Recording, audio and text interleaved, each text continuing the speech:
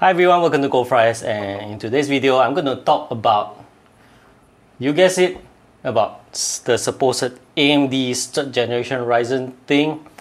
Now, starting off, I like to say, take the information with a huge pinch of salt. You see, when it comes to this leaked information, there's just two ways about it. Either you believe it or you don't.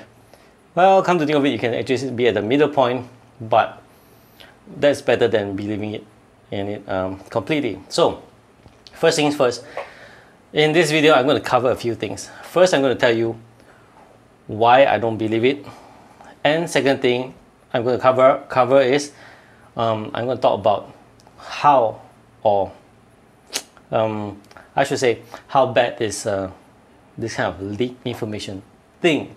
So, pardon me if the topic sways here and there. It's all together as a conversation. So yes, this is not a review video, but rather to talk about this leaked information. I will not be publishing any of the leaked details right here because I don't believe in them. And let me start. AMD has been a very supportive company towards tech media. Whether you agree or not, it doesn't matter.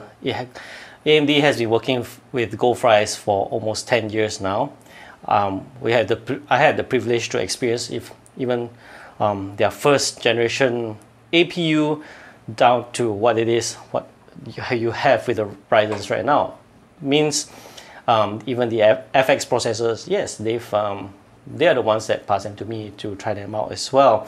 So goldfries has had a long-term relationship with AMD. I love them, and this is not a paid video by AMD. This is not sponsored. This is not requested by AMD. Nothing to do with that at all. Simply because this is a video that's from the heart,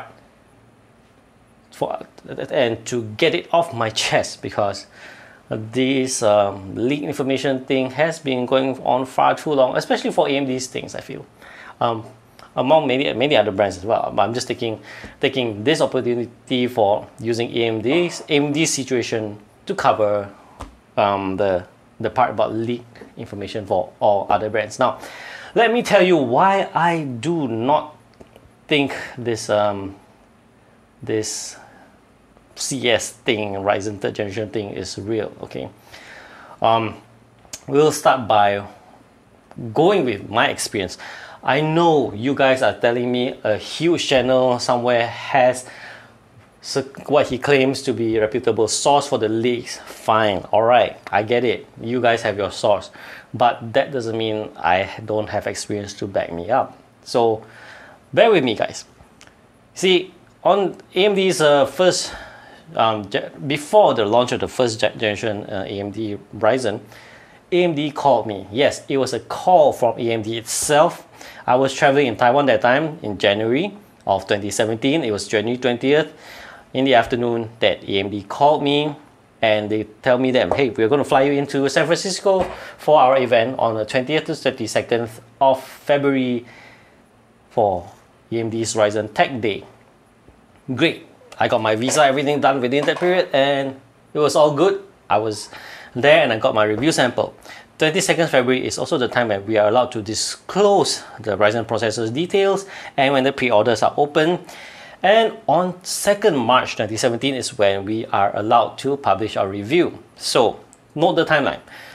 Late January is when I get the call, late February is the event, and early March is when we get to publish the details, our reviews. From February 20, I left San Francisco on February 22nd, and for that 1 week to March 2nd, it was admittedly terrible because there were many firmware revisions, there were many hiccups. I had to do benchmarks again and again, so it wasn't a bad thing. Okay, it's a bad thing, but it was a good experience. It's just so you guys appreciate what we go through. So moving over to the second generation Ryzen launch, I got the invite on 1st March 2018 for the event that's to be held on 27th March note the one about the 1 month gap. And then pre-orders open on the 13th April of 2018 and reviews on 19th April. So again, that's almost 2 months gap from the invite to the date that we are allowed to publish the details. And note also, the first generation and second generation Ryzen launch is a little more than a year apart. Given the circumstances mentioned, I'm expecting the third generation Ryzen to launch, if ever, it will be around March, April, or even May. But May is about Computex time, so likely to me, the earliest I say March. This is based on my guess, based on their experience. AMD has always worked closely with media. They will let us know when, as you can see, what I've told you so far is that they will inform us of what's going to come and have special events. So if you're going to tell me that it's going to launch at CES, no, I don't believe you. If you say they're going to announce the details at CES, I don't believe you either, unless AMD decides to do something different this time. Sure, we've done the first and second this one, how about the third time we do differently? If they're doing that, then I must say that I'm disappointed in them. But it's entirely possible. It's entirely possible, however, I'm not inclined to believe so, because I believe AMD will do it the exact same way for the third generation Ryzen launch, because it is definitely a more well-arranged way of getting information out to the masses. Which, going to the next point, other than why I don't believe it, is that anyone can come up with an Excel spreadsheet and the naming conventions. Come on, right? Let's face it. I could tell you right now that a Ryzen 7 4800X will come with 24 core 48 threads. Or maybe that's okay. Maybe we'll just stick to 1632. And I could tell you that their base core is 4.8, boost core is 5.2. How are you going to verify whether it's true or not? Furthermore, all these sources that I've seen so far, they claim that they have their leaked sources, but they didn't say where is it from. If the source is not from AMD, then where? It could be anyone. I can claim, even right in this video right now, I can tell you that based on my reputable sources, third generation AMD Ryzen 7 3950X, the naming convention is not new, okay? Threadrippers 1920, 1950, the Ryzens, you have practically every number from 1200 to 1800, X or without X. It's not difficult to figure out what to change, and it still looks believable, yet it's not something that anyone can verify. That's my point. Anyone can cook this up. I can cook this up too. You can as well. It's not difficult. It's not rocket science. You just have to, based on a bit of logic, increase of the things and such. The core, thread, base clock, boost clock.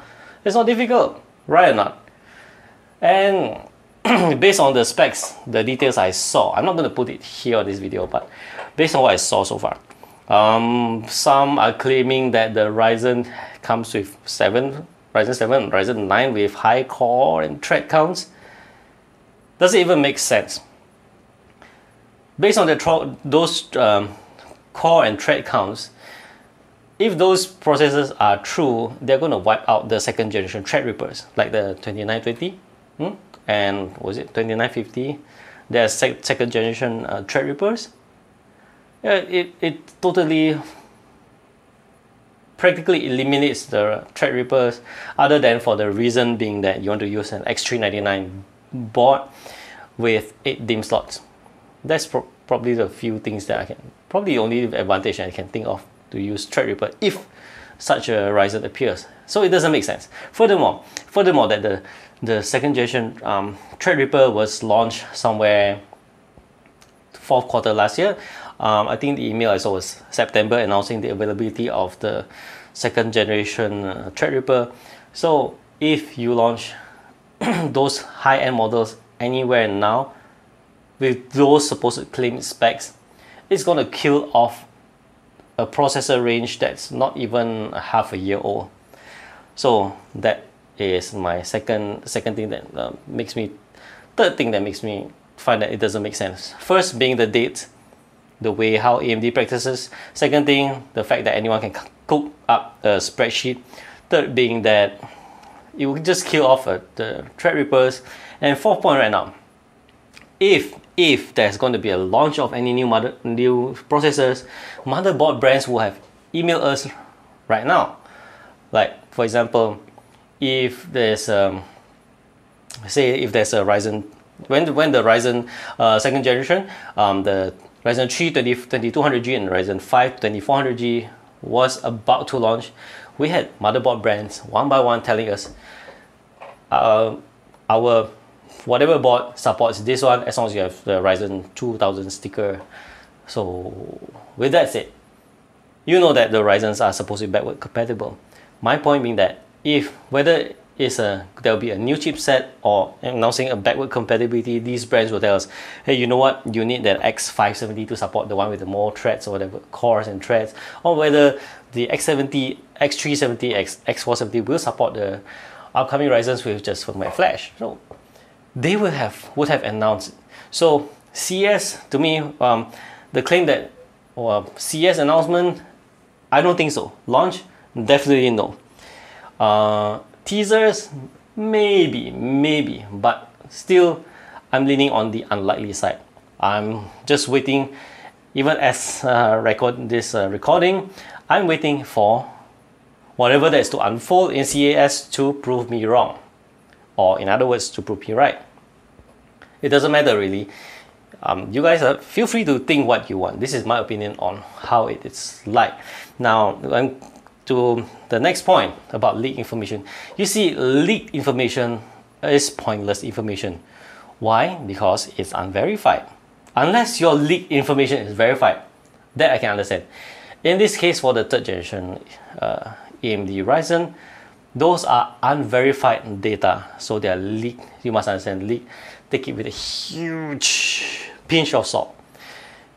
Leak it to even claim that it's leaked seems far-fetched, because if it's leaked, I expect leak to be from an official source, but this is claimed leak but unknown source. So I don't even want to call it leak. I don't think I should call it leak. It's more like unknown. I don't know the word for it right now. I should have thought of the word for it before I start this video recording, but that doesn't matter. Point is, this kind of information hurts everyone except for whichever the website or channel that publishes this, because people get excited over this information and they share. Great for you, you get your viewership. But what happens to the brand? What happens to the consumer? Not every consumer is wise enough to take it with a whole bucket of salt. Pinch of salt is too little. So these people will have set a super high expectation, and then when the product launches, they will be disappointed because this is not what they expected. And guess who they will blame? They won't blame you, they will blame the brand. And then a whole mess of things, the brands, it's all a headache, all because of the leak or unverified information. So you shouldn't be doing that. In my opinion, being a tech media or whatever else, sharing this kind of information is being irresponsible. You're not helping the community, you're not helping the brands, you're just doing it to gain viewership. Let's face it, why do you even need to publish this kind of information? It's for viewership. Even if you publish not so good information or information that's slightly off, but it's based on your personal test, at least it is based on your personal test, maybe wrong settings. It happened to me. I admit that I do have benchmarks that seems off. There could be something wrong in my hardware settings which I thought is correct, but at least it has a basis. Leaked information, leak without source, is pointless information. Discuss all you want. In the end, when the actual product comes out, you still have to wait for actual user experience to know what it is. So if you are going to have discussion based on this information right now, it's just a huge waste of time. Am I right? It's like discussing about things that you don't know, can't verify and everything, and by the time something comes out, then you just realize you wasted a whole bunch of time discussing for nothing. You don't gain anything. You have to discard whatever information that you know because it could be wrong. For example, second generation Ryzen. It was so good that as users and reviewers, we find that you don't even need to overclock the processor to get good performance. But before that, before the launch, you wouldn't know. You thought that, okay, maybe a little change on the IPC, instructions per cycle, and maybe a little faster. But little did we know that AMD did a lot of improvements for all those XFRs to get onto that the system actually boosts the clocks very well, so well that it defeats it's almost defeating the purpose of overclocking. My point is that you don't know what's to come. It's still best to just wait for an official announcement and then wait for the reviews to come, rather than publishing information that is useless to everyone, right? Especially, why would you want to hurt the brands that you are supposedly wanting to support, unless you don't support them? Too bad that. For me, these brands, it's actually not just AMD, it's practically every brand has been actually supportive to media like myself. You know, goldfries started just as a website. That's why when I went for San Francisco to that launch, people asking, why is it your YouTube channel has less than 1,000 subscribers but you get to go to this event? That's because they didn't know that goldfries started off as a website. We had a good relationship with AMD, and the year that I was sent to San Francisco for the Ryzen Tech Day was the year that I started to move to develop the YouTube channel and all that. So my point is that it's about treasuring the relationship you have with the brands. That's why I treasure all these brands that I work with. See, all this and all these here and there. All these brands I work with, I treasure my relationship with them. That's why to publish, especially leaked informations, unverified information such as this, it's actually not beneficial to the brands and the viewers. And I hope whoever you are, whatever you are, wherever you are, let's all be responsible in what we publish, right? All right, so that's it for this video. This is what I feel. I think that people should take all these information, especially unverified ones, with a huge pinch of salt. Use a bucket if you may. Alright, that's it for this video. Thank you for watching, and I'll see you in my upcoming videos. Do remember to subscribe to my channel if you haven't. Hit the like button if you like it. Share it if you find this information is useful. And I'll see you in the next one. Bye bye.